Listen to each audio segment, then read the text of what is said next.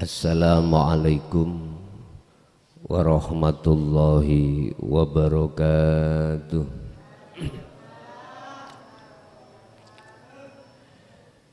Bismillahirrahmanirrahim. Alhamdulillahi rabbil alamin wa bihi nasta'inu ala umurid dunya waddin. Asyhadu an la ilaha illallah wa asyhadu anna Muhammadan abduhu wa rasuluh. Allahumma salli wa sallim wa barik alaihi wa ala alihi wa ashabihi ajma'in. Rabbi syrahli sadri wa yassirli amri wa hlul uqdatam min lisani yafqahu qawli. Sadaqallahul azim. Amma ba'd. Hadratul kiram, dumateng para alim, para ulama, asatid wa asatidah, tokoh masyarakat, tokoh agama, khususipun Desa Sumberjati, Dusun Rangkah, Kecamatan Mojoanyar, Kabupaten Mojokerto. Jamaah Bapak Ibu yang hadir di majelis taklim Masjid Nurul Hidayah, Nurul Huda, wabil khusus takmir masjid rahimakumullah. Alhamdulillah, dalam kesempatan malam hari ini kita masih diberikan Allah satu nikmat, lebih-lebih nikmat tentang iman kita, sehingga pada malam hari ini kita masih bisa mendatangi pengajian rutin setiap Rebu kedua, nggih. Rebu ketiga setiap bulan. Untuk malam hari ini kita akan membahas tentang masalah kewaspadaan kita terhadap nafsu dalam diri kita yang setiap saat dan waktu nafsu itu akan melalaikan kita pada Allah. Hal ini tertuang di dalam surah Al-Baqarah ayat 169. Sekali lagi, surat Al-Baqarah ayat 169.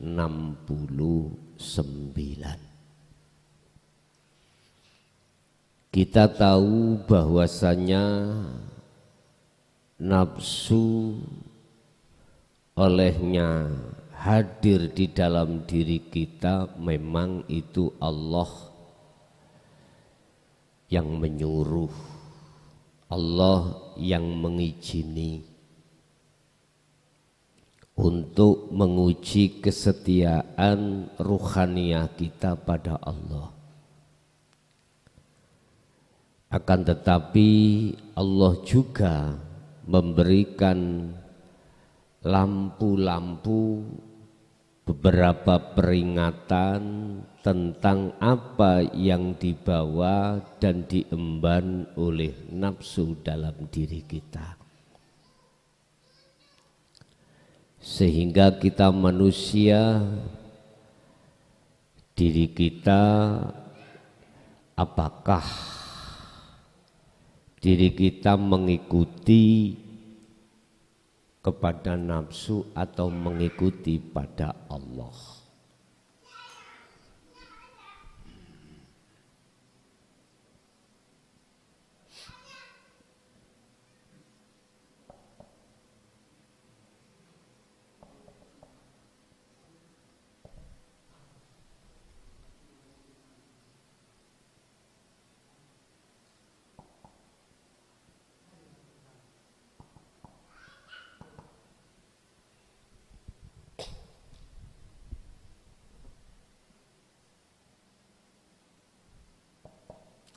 Ini skemanya kita. ruhaniyah itu apakah mengikuti nafsu atau mengikuti Allah. Tergantung ruhaniyah kita itu ngestokake sifat basariyah atau sifat basiroh. Tergantung ruhaniyah kita itu mengikuti bisikan sifat basariyah atau sifat basiroh. Tergantung. Manusia setiap saat mesti ada dua hal itu. Mengikuti sifat basariyah atau mengikuti sifat basiroh. Perlu diketahui sifat basariyah itu cenderung mengajak ruhaniyah Anda untuk melalaikan Allah. Kalau kita tertarik oleh apa yang dikatakan di dalam sifat basariyah, mesti ruhaniyah kita itu terperosok mengikuti apa yang dikehendaki oleh nafsu. Tandanya kita berarti berdiri di atas takhalli.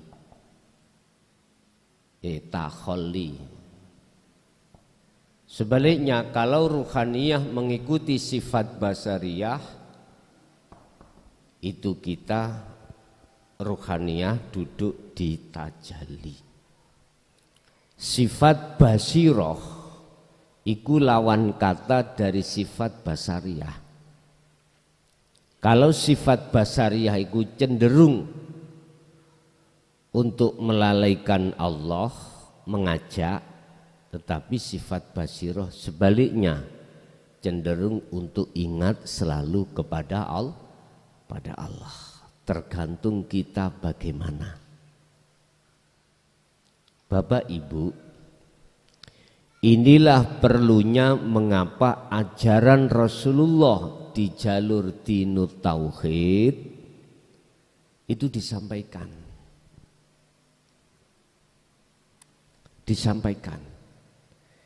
Biar mengenali sifat basiroh kita.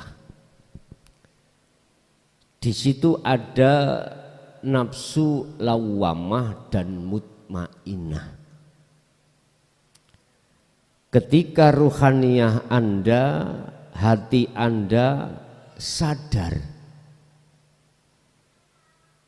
terkait apapun yang terjadi pada diri kita semata-mata datangnya dari Allah, maka itu bentuk lawamah di dalam diri Anda itu bangun. Inilah awal terbentuknya taubatan nasuha. Kalau itu sudah terbangun, maka mutmainah akan muncul juga. Munculnya mutmainah, tetanda di dalam hati Anda, itu ada satu keinginan untuk kembali mendekat bertemu Allah. Akhirnya dididiklah di dalam cara untuk kembali ingat bertemu Allah. Di situ di dalam tentang ilmu dinut tauhid yang sering kita sebut sebagai zikir. Bapak Ibu, tetapi kalau ruhaniyah kita mengikuti daripada sifat basariyah, mesti cenderung hati ini berbicara membahas perkara-perkara selain Allah. Akhirnya kita akan mengutamakan apa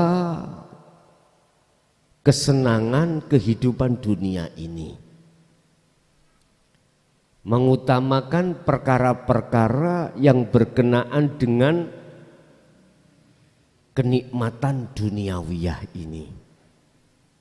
Itu biasanya seperti itu Pak Bu. Ingat, nafsu itu cenderung menarik Anda yastahibunal hayatad dunya. Menarik supaya hati kita mau bersukaria mengimani terhadap selain Allah. Lewat berbagai cara, sifat basariyah itu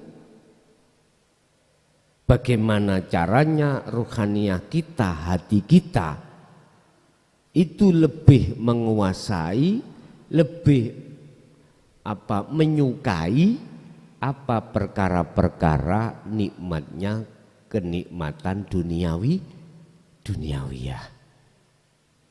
Kalau kita sudah masuk di situ Bapak Ibu, alal akhirah, maka kita akan otomatis lalai pada Allah.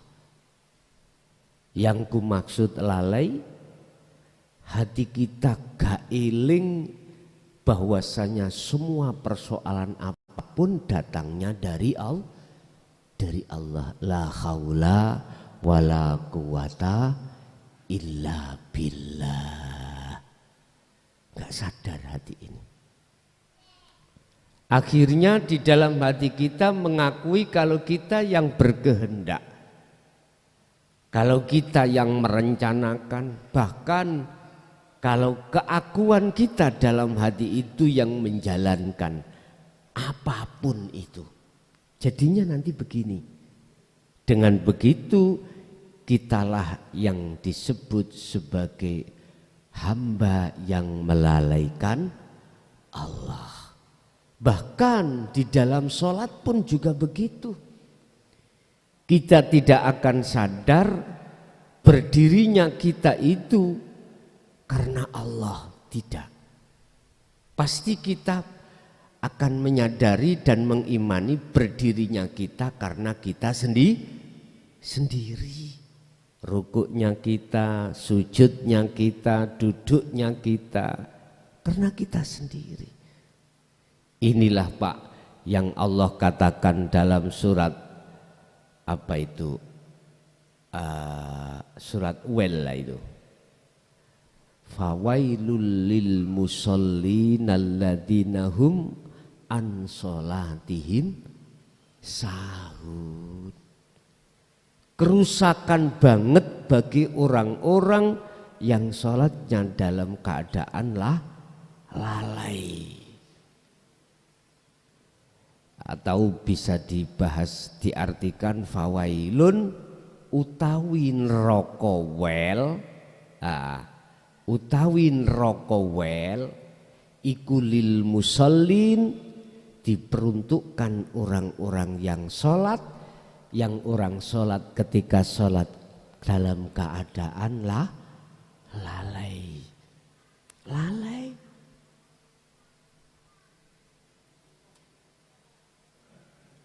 Pertanyaan saya, sampai kapan ini?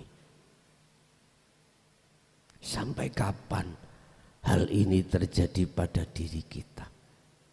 Padahal satu sisi Allah sudah katakan wa anibu ila rabbikum wa qala aidan kul in kuntum tuhibbunallaha fattabi'uni wa qala aidan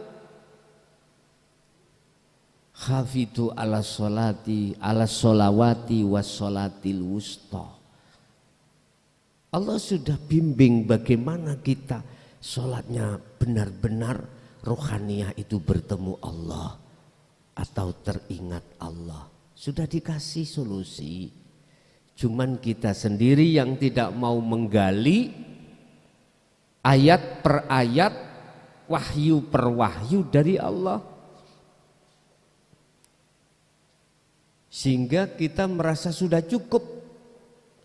Kalau kita sholati jangkep 5 waktu, posone, zakate, haji ini, kita seakan merasa cukup. Padahal Bapak Ibu,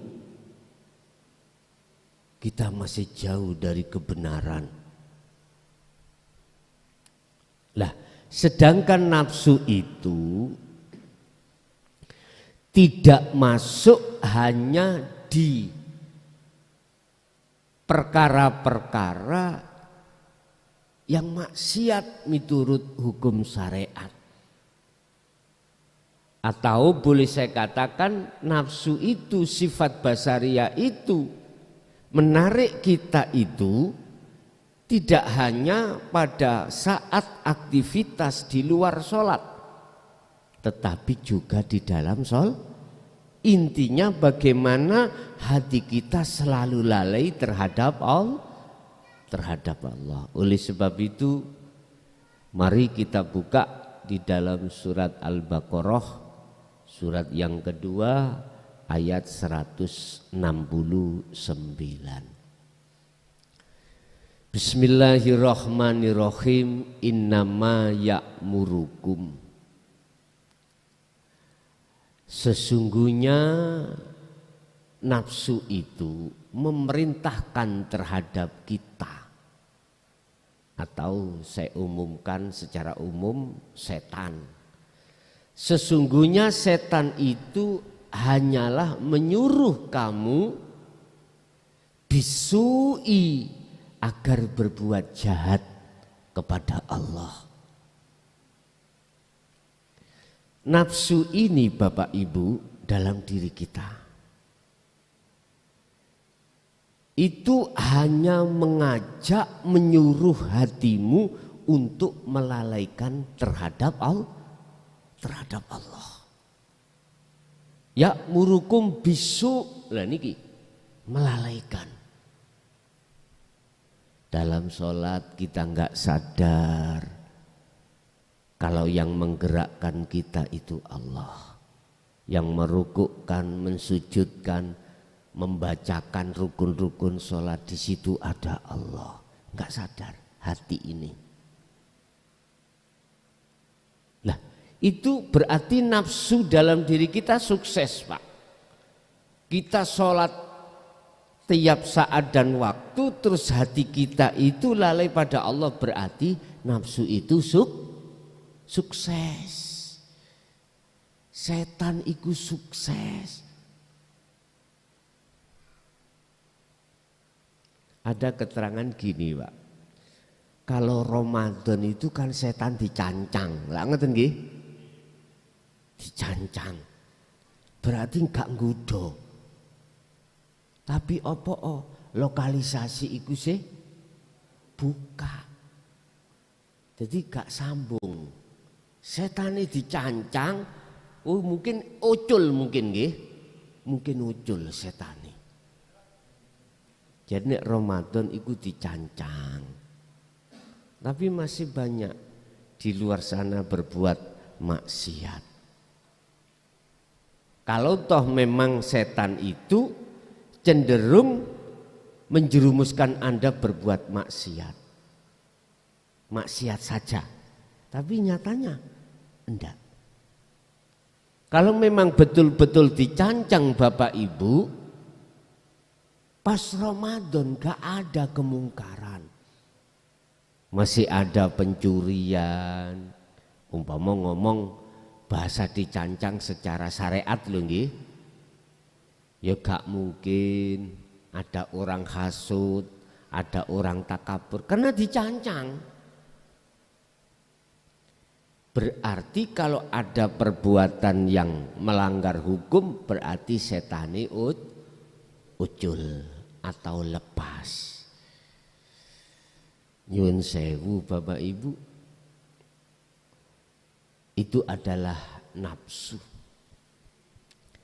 Melekat di dalam hatimu, tergantung kau cancang atau kau jinakkan atau tidak. Kalau belum terjinak Pak, masih Ramadan ya sik nggodha.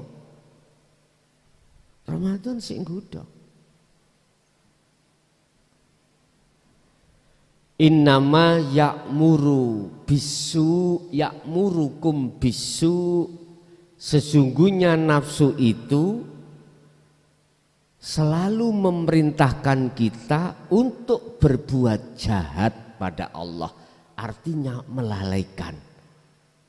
Kita ngaku kalau saya yang alim, saya yang kaya, saya yang melakukan ini dan itu. Loh, inilah berarti nafsu itu sukses. Wal faksha, perbuatan keji. Perbuatan keji ku ya apa sih? Muncul di dalam hati jenengan kalih kula ini muncul takabur, sombong. Enggak ngomong sombong pada manungsa lho Pak, sombong nang Allah. Nyombongi Allah. Mana tanda-tanda kalau kita sombong nang Allah? Di dalam hati kita itu ada satu keimanan yang iman itu tidak pada Allah. Contoh. Saya ngaji. Terus di dalam hatiku aku ngaku yang ngaji saya. Munculnya ngaji iki dari saya, tidak dari Allah. Itu di dalam hati saya loh Pak, bukan hati jenengan. Berarti saya ini takabur terhadap Allah. Lah gara-gara takabur ini loh Pak, Ajazil itu malaikat asalnya, akhirnya disebut sebagai disebut Allah sebagai iblis gara-gara di dalam hatinya ada takabur. Aba wastakbar wa kana minal kafirin. Apa takaburi iblis itu? Rumangsa ngalim, rumangsa bener dhewe, rumangsa yang bertasbih dirinya, yang memuja dirinya Ajazil, itulah Pak akhirnya disebut takabur. Dengan proses secara syariat Gusti Allah menciptakan manusia yang disebut Adam, terus si iblis Ajazil iki disuruh Allah untuk sujud terhadap apa perintah Allah, enggak mau. Secara syariat dia karena mengatakan ana khalaqtani minan nar wa khalaqtahu minatin. Saya ini ya Allah lebih bagus daripada Adam. Adam kau ciptakan dari tanah liat, sementara saya kau ciptakan dari api. Kan lebih baik aku. Mengapa aku harus bersujud kepada Adam? Sebetulnya bukan sujute Ajazil nang Adam Pak. Sujute Ajazil itu terhadap Allah lewat perintah. Sesungguhnya bukan sampean sing nyembah Ka'bah watu, itu bukan. Jenengan iki nyembah sing merentahne sampean, yaitu Allah. Ampun keliru loh sampean. Gara-gara ati sampean iku nyono duwe iman nyembah kiblat niku, ya niki persoalane akhirnya jenengan ini fanatik dengan kesyariatan sampean. Jebule sholat kita itu lalai terhadap yang merintah, yaitu Allah Subhanahu. Iki persoalannya. Faksha, keji, takabur, riya, hasud. Apa sifat-sifat yang tercela di dalam diri kita itu muncul dalam ruhaniyah Anda. Rohaniah kita itu berarti faksha secara hakikat.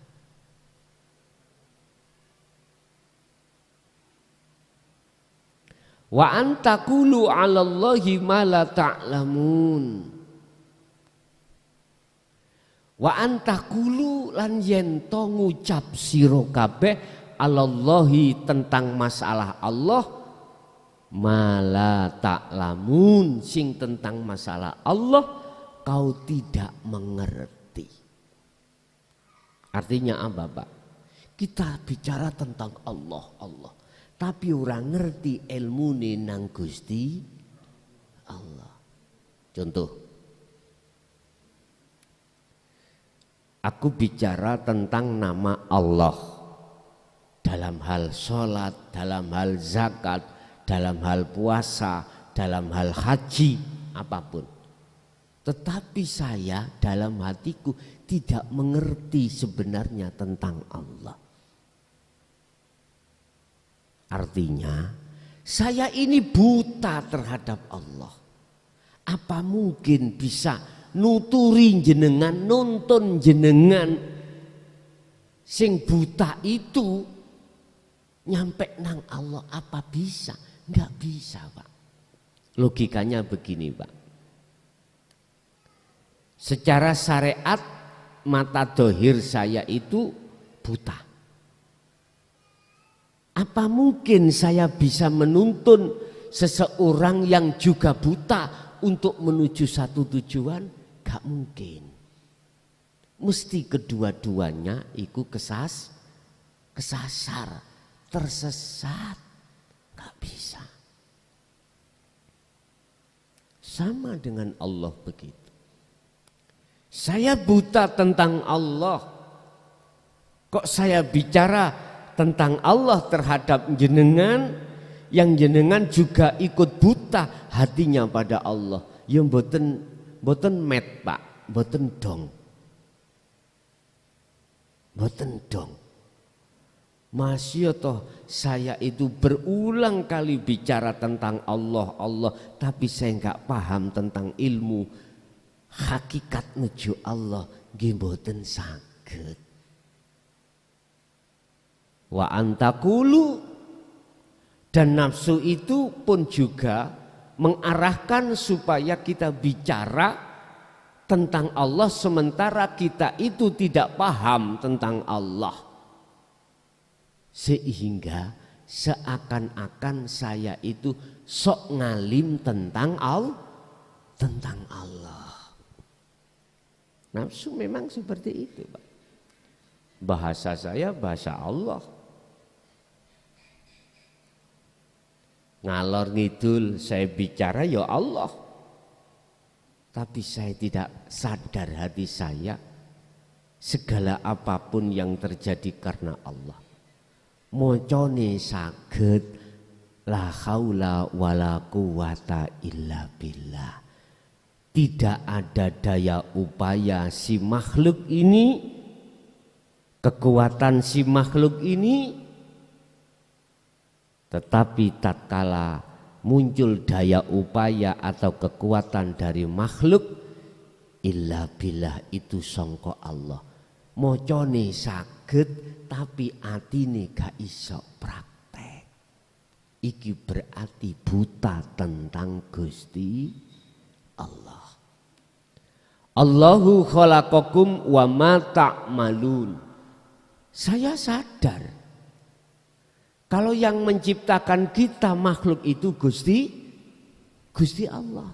Tapi wa ma ta'malun, apa yang muncul dalam diri saya, apakah ucapan, penglihatan, pendengaran, pernafasan, apapun kekuatan, itu aku enggak sadar kalau saking Allah. Gak eling, gak iso tembus nang Allah. Yang mesti tak akoni teko aku. Loh ini loh Pak, yang dimaksud adalah mala ta'lamun. Gak paham, gak ngerti kalau iku sangka Allah. Ngerti-ngerti nih sangka aku dewe. Nah kalau ini dibiarkan dalam hati kita, apa yang terjadi? Pengakuan diri kita yang melakukan. Padahal mocone saged. Allahu khalaqakum wa ma ta'malun. Semua makhluk yang menciptakan adalah Allah. Wa ma ta'malun, apa pergerakan dari makhluk iku dari Allah. Hati gak iso met ambek sing diwaca. Sering kita baca yang lebih tren la haula wala quwata illa billah. Bacaane wis bener tapi perilaku hati kita sing gak cocok ambek dawuh niki wau. Pun sadaro setiap saat dan waktu namanya nafsu itu mengajak hati kita untuk berbuat jahat pada Allah atau melalaikan Allah. Akhirnya nggak ada kesadaran kalau semua itu songko Allah. Solusinya bagaimana? Amriye supaya kita tidak mudah diseret sifat basariyah untuk menuju ke nafsu, biar ruh ini keseret sifat basiroh untuk ingat pada Allah. Ini juga diterangkan dalam surah Al-Baqarah ayat 152. Allah katakan, fadhkuruni adzkurkum washkuruli wala takfurun. Ilingo sira kabeh menyang aku, kata Allah. Berarti harus ada satu kesadaran dalam diri kita. Sesungguhnya apa yang muncul dan timbul yang koyoke dari kita itu sebetulnya dari Allah. Jadi hati kita harus mengakukan datangnya itu dari Allah. Iki yo gak gampang. Tapi iku nek sampean prigel, apa prigel Pak? Rajin untuk menyadari, untuk mengingat Allah yang melakukan, akhirnya sesulit apapun perkara itu akhirnya menjadi mudah. Coba jenengan kulinakan, jenengan biasakan ya hati untuk selalu sadar. Inilah yang kumaksud dzikir sirul asrar itu, su'aul basiro, merasakan apa yang ada dalam diri kita. Iman semuanya Allah yang memperlakukan, bukan kita. Jikalau jenengan purun selalu seperti ini, adzkurkum, kata Allah, aku menjagamu biar selalu ingat padaku. Lho ngoten niki. Adzkurkum, aku ya eling menyang awakmu, artinya jenengan terjaga hati ini. Hati ini terjaga, Pak. Terjaga, dijaga oleh Allah dari kelalaian, dari apa? Seretane sifat basariyah supaya ke nafsu itu dijaga oleh Allah. Jadi seakan-akan ono sing ngelingno, seakan-akan. Jadi dengan sendirinya hati jenengan kalau sudah terbiasa sadar ingat pada Allah di setiap saat dan waktu, bahkan setiap napas, maka soyo suwe lama kelamaan dengan sendirinya Anda dijaga oleh Allah. Kefokusan berzikir, selalu ingat pada Allah. Washkuruli, kalau Anda sudah terjaga di situ, washkuruli, jenengan akan selalu bersyukur. Bersyukur artinya bersyukur konteksnya jenengan iki Enggak berani minta pada Allah. Karena setiap saat dan waktu urusan Ar-Rahman selalu dicukupi Allah. Napas selalu dijamin Allah. Penglihatan, pendengaran, ucapan, tumindak selalu dilayani Allah. Dan itu Allah tidak minta balasan. Dan itu manakala diukur dengan rupiah, gak bisa. Gak bisa Pak. Contoh aja napas. Satu hari satu malam 24 jam. Umpama diambil dindek Allah sejam, itu bagaimana? Sampai mau tak ijoli 5 juta tapi sak jam gak oleh ambekan. Gak mungkin toh Pak ya. Berarti gak bisa diukur. Rasa puja sampai datang Allah, alhamdulillah tawi sekabai puja dan puji matur suwun sampai iku lillahi mung kagungane Allah, mung pada Allah. Akhirnya sampai kali kula mboten kober njaluk ya Allah bisnis kula lancarke, ya Allah ekonomi kula lancarke supaya kula niki dadi wong sing luweh-luweh, bisa tumbas mobil, tumbas sawah, tumbas apa maneh? Napa? Bendang isok rabi, damel bondo, ben isok budal kaji. Bapak Ibu, satu saja kita itu tentang masalah napas tadi gak bisa Pak diukur dengan rupiah. Kalau jenengan selalu ingat pada Allah yang dimaksud di atas, waskuruli, Anda selalu syukur pada Allah. Gak kober sampai nu njaluk liyane gak kober. Iso emung manut diwenehi omah ya monggo, diwenehi sawah ya monggo, diwenehi mobil ya monggo, dibudalno haji ya monggo. Nganu ta. Selalu sibuk hati sampai iku mengingat Allah. Wala takfurun, jangan ingkar.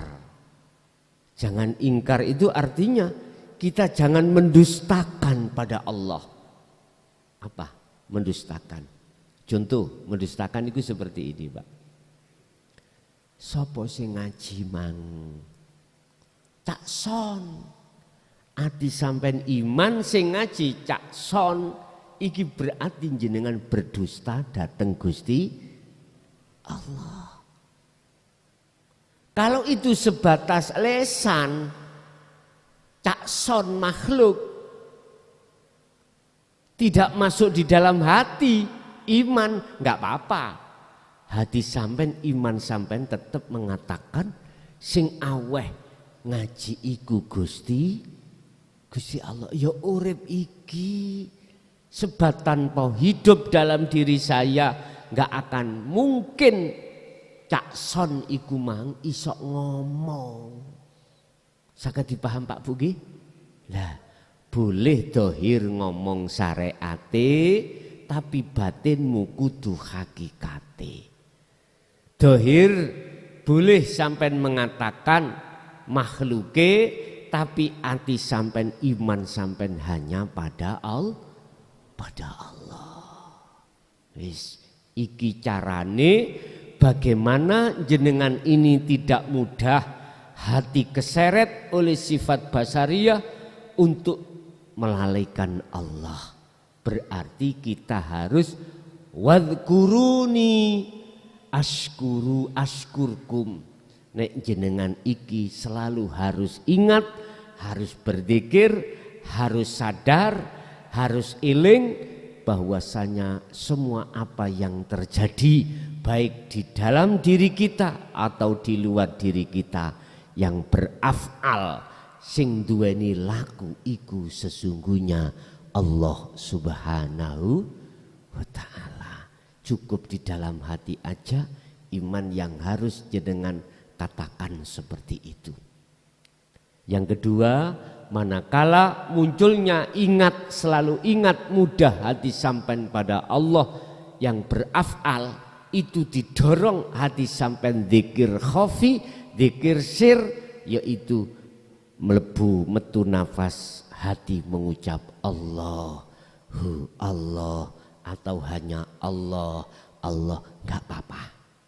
Sing penting di hati jenengan ada rasa iman, kesadaran kalau yang memperlakukan semua itu adalah Allah. Bapak Ibu hadirin, kesimpulannya kita sebagai manusia ruhaniyah kita setiap saat dan waktu, aktivitas apapun, ingatlah nafsu selalu mengintai jenengan supaya lalai pada Allah. Biar tidak seperti itu, alias biar mudah dan selalu dijaga oleh Allah ruhaniyah kita ingat pada Allah, maka lakukanlah zikir sirul asrar itu. Dengan begitu maka jenengan akan dijaga. Azkurkum, Allah akan menjaga hatimu selalu ingat pada Allah. Iku ya kudu dilatih terus. Tidak ada waktu kecuali hanyalah berlatih berzikir dateng Gusti Allah. Iki Bapak Ibu, itu apa yang bisa kami sampaikan. Kita masuk pada sesi tanya jawab. Barangkali ada yang perlu ditanyakan, kami persilahkan. Monggo.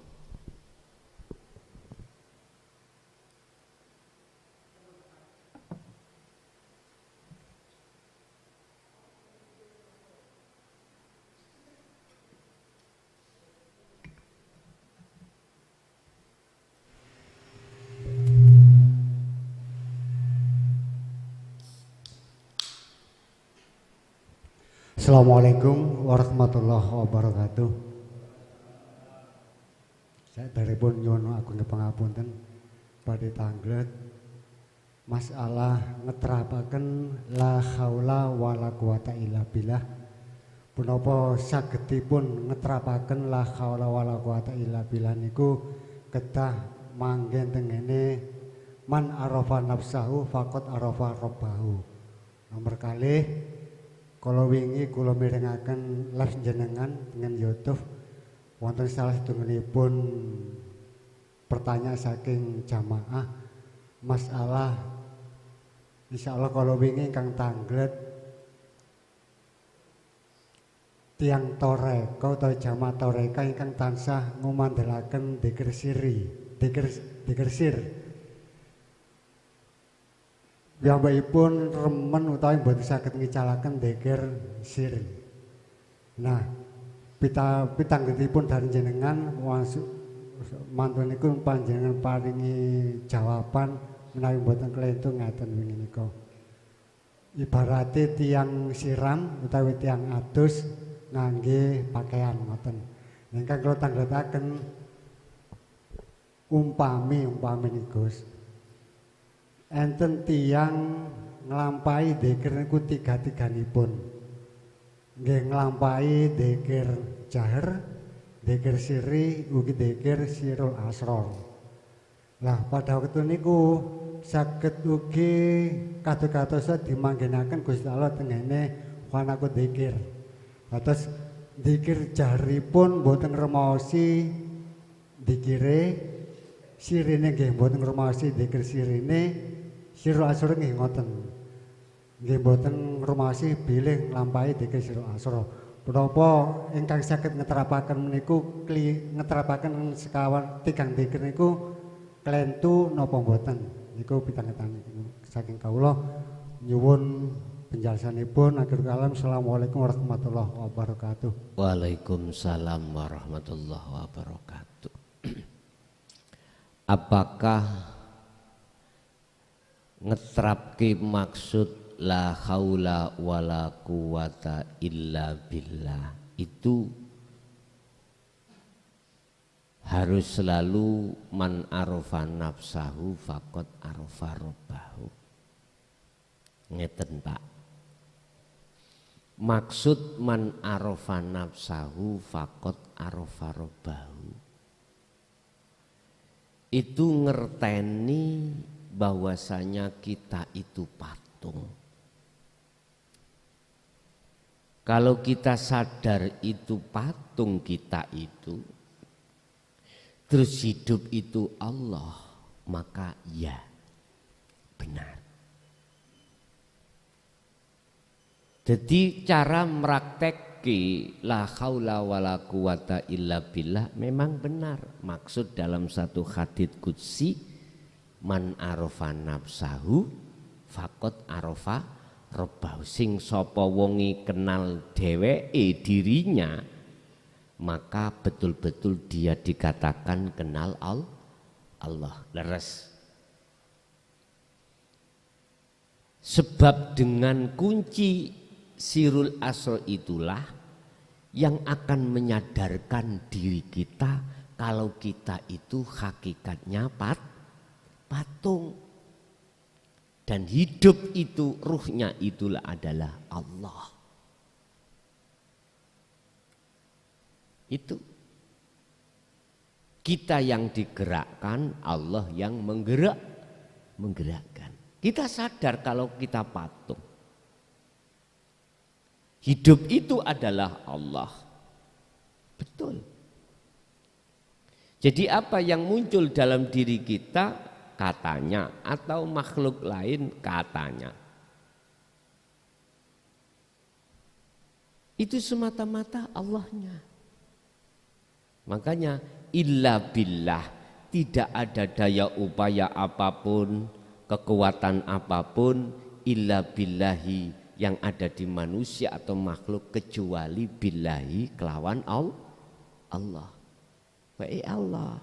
Leres pun yang pertama. Yang kedua, apakah dzikir sirul asrar itu bisa disertakan jahri sirri? Bisa. Memangnya harus gitu. Silakan berzikir jahri, wayah tahlil secara umum. Tapi kudu disertakan sirul asrar. Dikatakan sukses sirul asrar, betul jenengan tidak merasa berzikir. Anda tidak merasa berzikir karena diri kita itu patung, bagaimana bisa zikir. Jadi kita melihat sikon Pak. Ketika kita tahlil harus jari. Nanti kalau kita hanya zikir siri dan sirul asrar, ini nanti ada fitnah. Lah iya diundang kenduren kok meneng ae. Arep berkati tok gak gelem berdik. Lah kan fitnah Pak ya. Kita melihat kondisi sikon. Ketika sikon seperti itu harus jahri. Ini nanti akan diterima oleh Allah manakala jenengan sertakan sirul asrar. Dengan pengembangan sirul asrar di tengah-tengah jahri inilah tandanya dalam hati jenengan sudah tidak pernah duweni iman yang berzikir jenengan, tetapi Allah. Ikilah makbulah ada di sini. Inilah yang dimaksud Syekh Ibnu Athaillah dalam salah satu makolahnya, husnul a'mali nataiju husnil ahwal. Perilaku dohiriyah, amaliyah ibadah diterima oleh Allah tergantung keadaan ruhaniyah kita. Ruhaniyahnya itu kita itu ada di mana? Ada dua Pak ruhaniyah manusia keadaannya. Pertama mingkol bin zahidin, ini duduk di tajalli semua adalah Allah. Yang kedua mingkol bin rohibin, hati yang bersumber dari nafsu. lagune hamba. Jadi yang diterima oleh Allah tahlilan iku, mohon maaf, pandang sudut hakikat adalah mereka ketika saat berzikir jari hatinya bertemu Allah. Jalannya lewat ini. Sifat basariyah yang Anda didik dengan sirul asrar. Bon. Nah terus orang banyak yang tidak bersirul asrar bertemu Allah ditolak nggih. Jawab kula secara syariat, insya Allah muga-muga diterima. Itu urusannya Allah kok. Artinya manakala kita ingin tahu legal standing kita, artinya hukum ketetapan pasti kita harus ke hakikat baru bisa dipastikan diterima atau ditolak. Ada di situ. Jadi boleh dan memang harus. Lah, terus yang kedua dzikir siri. Ini juga melihat sikon, Pak. Enggak boleh ngawur kita. Ketika saat kita tidak berinteraksi dengan makhluk manusia, ya cukup siri dan sirul asrar, disertakan sirul asrar. Nah, ketika saat kita berinteraksi hablum minan nas, kalau kita salah menempatkan, ya jangan. Ya nanti jadi fitnah. Lah ketika kita jualan, lah kok dzikir jari yang dipakai? Kan gak cocok. Ya tak? Jadi Bu tumbas Bu jenengan la ilaha illallah. La ilaha illallah. Gak cocok toh? Atau tidak menyebut la ilaha illallah. Kita menyebut Allah, Allah, Allah. Kan tadi fitnah, Pak. Akhirnya gak sinkron hablum minan nas. Mestinya siri, lah kok diterapno jari. Pinten Pak regane gula sekilo? Allah. Lah ngene ya bingung toh. Bingung yang beli. Cukup kalau kondisi seperti ini sikon kita harus siri, tetapi harus disertakan sirul asal biar bertemu Allah tatkala jenengan beraktivitas jualan. Atau enggak pakai siri, enggak pakai jari, langsung sirul asal ya enggak apa-apa. Ketika saat jenengan mohon maaf di kondisi sikon yang benar, tapi sikon sampai iki tahlilan, nggih mohon maaf Pak, bukannya enggak memperbolehkan sampai iku hanya sirul asro saja, enggak, nanti akan menjadi bahan omongan orang lain.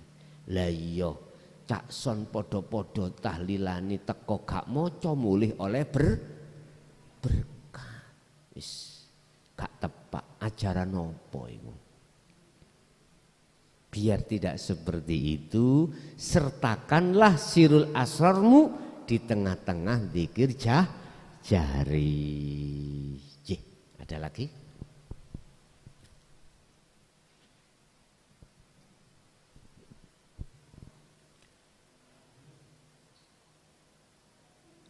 Ibunya ada, Bu?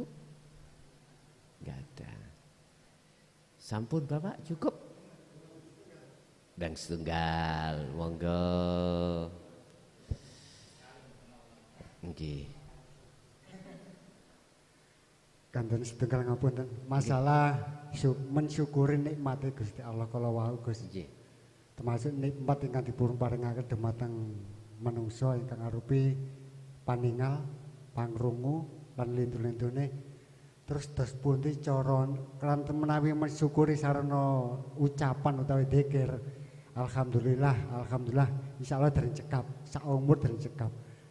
Dados ingkang saged utawi dos pundi carane mensyukuri nikmat Gusti Allah ingkang saestungipun nikmat mripat niku saged diterami kali Gusti Allah. Ngaten nggih. Syukur cara syariate harus mengucap terima kasih. Terima kasih Pak ya, kula pun sampean paringi wedang. Sampak diwenehi teh, apa iki jenenge jahe dan lain sebagainya. Matur suwun. Matur suwun ini akan sah manakala saya mengucapkan di depan jenengan yang memberi. Ini sah di depan jenengan. Dan tidak sah manakala saya mengatakan terima kasih saat saya nanti di rumah, di kamar, saya ngomong matur suwun Pak nggih. Mboten sah. Karena tidak bertemu. Iku syariate. Terus kita mengucapkan terhadap Allah syukur biasanya kan alhamdulillah. Semua segabai puja dan puji iku lillahi mung hanya pada Allah. Mocone saged Pak. Berhubung tidak bisa bertemu Allah, ruhaniyah kita mohon maaf. Inilah yang tidak punya etika. Isok moco tapi gak roh prakteke alhamdulillah iku bagaimana. Praktek kita masih menuduh dan beriman yang memberikan itu orang lain. Alhamdulillah matur suwun Pak, kula pun sampean kei kopi. Atiku iman sing aweh iku jenengan. Yang memberikan itu jeneng. Jadi ruhaniyah saya tidak bisa tembus terhadap Allah dalam diri jenengan. Allah dawuh terhadap Kanjeng Nabi Muhammad di dalam Al-Quran. Idza arsalnaka Muhammad ibadi nek kawulaku iku tanya tentang aku pada dirimu Muhammad. Jawaban ini koribun, aku ikut dekat. Muhammad, apabila hambaku tanya terhadap dirimu tentang keberadaan aku, tentang aku, jawaban sesungguhnya Allah itu dekat. Lu opo aku gak iso tembus. Imanku kok yo iman nang sampeyan sing yang memberikan kopi. Mengapa ini? Inilah yang kukatakan secara syariat kita bisa membaca, secara hakikat prakteki boten saged. Karena kita tidak tahu kepada Allah bisa tembus nggak bisa. Karena apa? Apa sebabnya? Itu tadi ada penghalang dalam hatiku dengan Allah. Mana penghalangi? Ya wujud keaku, wujud keakuan jenengan. Ini yang tampak dan nyata di dalam hatiku itu jenengan yang memberi kopi. Inilah penghalang. Akhirnya nggak bisa tembus terhadap Allah yang dekat jenengan. Ini fakta terjadi di tengah masyarakat khususnya umat Islam. Pertanyaannya bagaimana caranya kita itu syukurnya itu benar di mata Allah. Yo ketemu Allah bos. Harus ketemu. Sebab tidak akan pernah sah kita bicara alhamdulillah atau matur suwun kalau tidak bertemu yang memberi.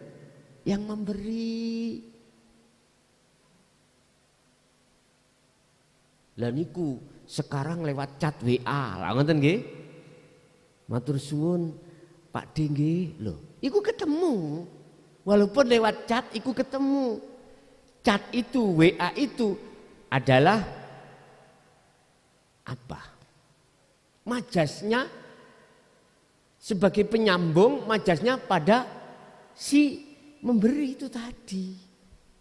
Makanya jenengan umpami kula chat matur suwun nggih kalau padahal kula secara fisik di rumah ya toh. Lewat sambungan chat, Pak matur suwun nggih kopine, jenengan mesti merasa telah kusyukuri. Lah ngoten toh. Sama pada Allah. Ada wasilah penyambung antara ruhaniyah pada Allah. Apa sambungannya Pak? Ya zikir sirul asrar niku sebagai wasilahnya. Makanya saya katakan ngaji di channel saya jamin di mata Allah sah, keilmuannya sah. Karena apa? Ada nomor saya di situ. Ada nomor di konten saya, di channel saya ada. Ini yang menjadikan sah itu di situ. Kalau saya gebiar pengajaran ini tidak saya sertakan nomor pribadi saya. Jenengan memahami, ketemu gak paham tanya siapa? Gak bisa. Cari alamat di mana ini? Di situ gak ada alamatnya, gak jelas. Ya cuman konten YouTube di channel iki, channel A dipelajari. Mesti menemukan sesuatu yang gak paham. Tanya siapa jenengan? Kalau tidak tanya sumbernya.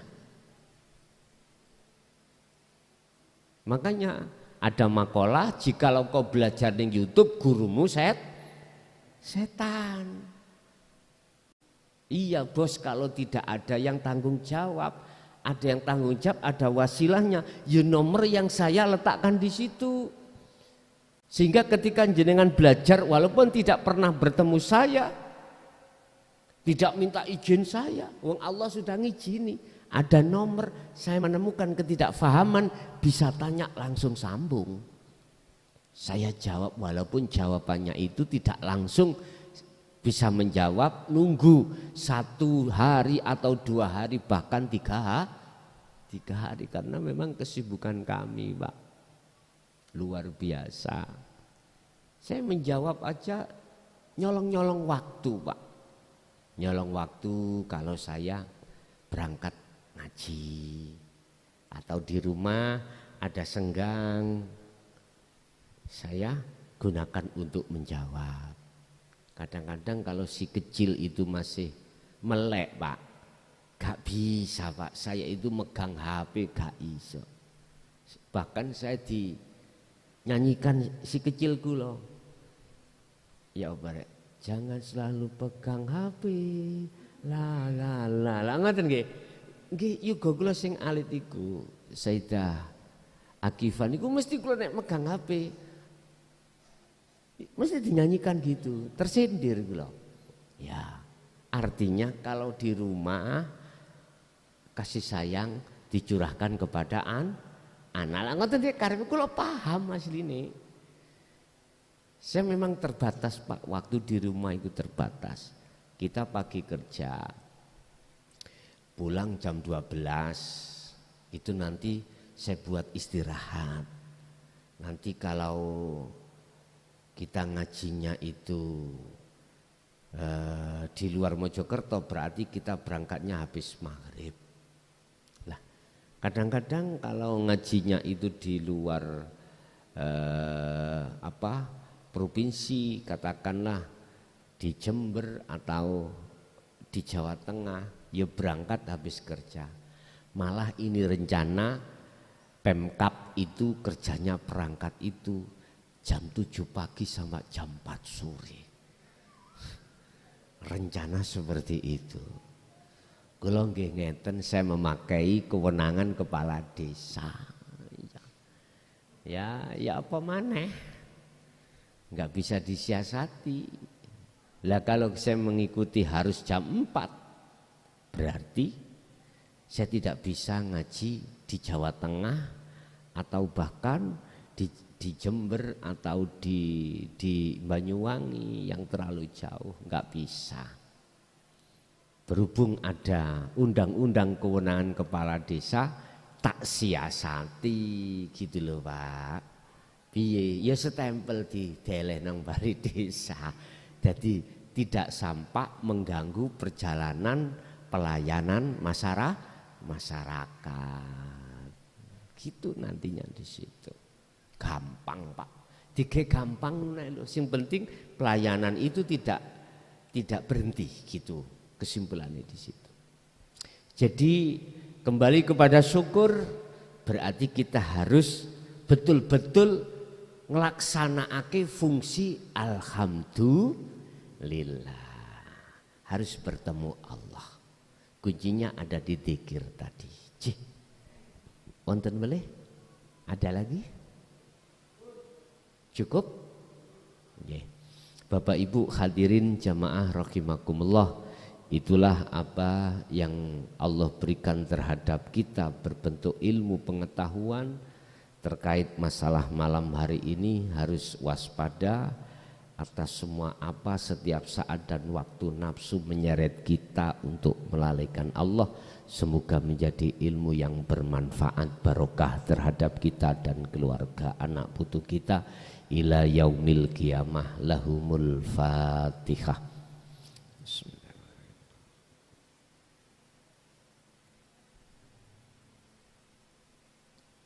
Akhirul kalam. Assalamualaikum warahmatullahi wabarakatuh.